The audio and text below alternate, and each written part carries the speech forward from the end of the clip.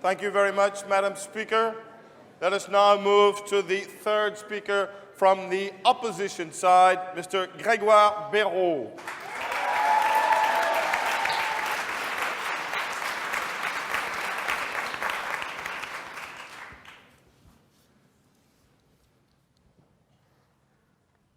Honorable Chairman, delightful and charming bel couple, Your Excellency, Madame la Secrétaire Générale, Mon Général, judicious members of the jury, hopeful members of the government. So now, fellow members of the opposition, friends in the audience, ladies and gentlemen, good evening. It is an honor for me to speak here tonight. I shall remain calm for a moment and embrace this wonderful place. I think my dear colleague Flora made a remarkable job showing you how it's done. And she also was reasonable enough to advocate for change at a personal and political level. Me, I'm not so calm, but I do have a tendency to follow the same path and go in the same direction again and again.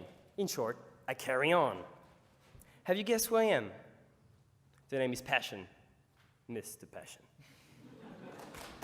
I'm sure all of you know about me, including our so-called calm government.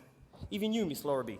Because when you say, and I quote, you need all of your powers to achieve something, that's not standing still.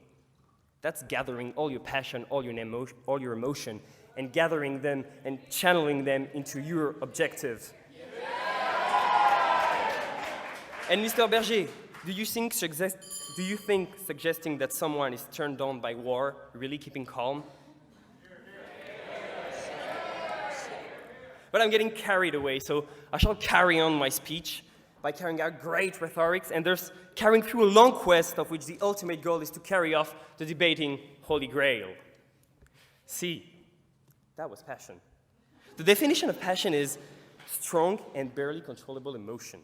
But I don't think we're looking for a scholarly definition when we talk about such an empirical notion.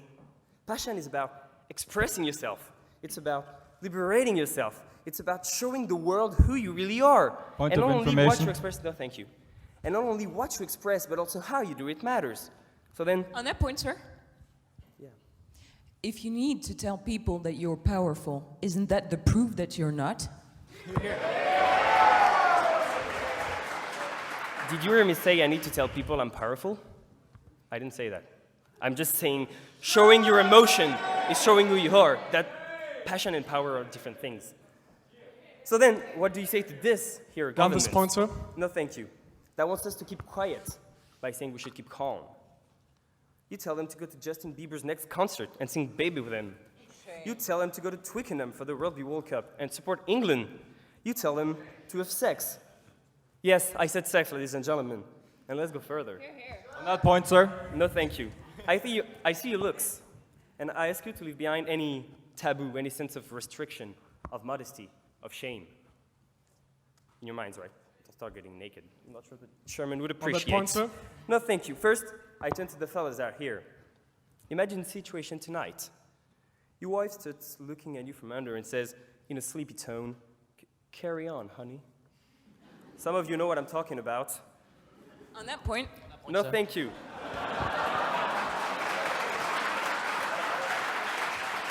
Anyway, when she says that, are you going to carry on?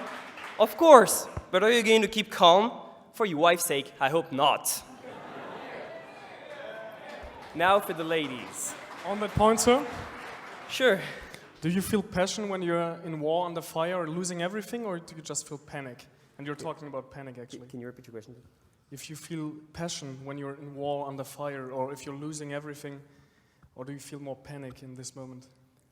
Panic can turn into passion. I could not speak for a soldier because what he's doing for his country is great. But if he's not fighting with passion, then he's not fighting at all.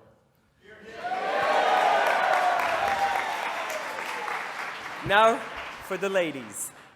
I would have loved to give another great example, but my mom was actually here forbade me to do so. So let me stop. Instead, I will elaborate on these ideas I just let out. Consider humankind. When you ask someone what separates us from animals, you're likely to get one or two answers: reason or emotion. Now, I'm not saying emotion is passion, it merely is its little brother, but the spirits remain the same. If you say no to emotion or passion, then you're only left with instinct and cold reason. On that point, sir. No, thank you.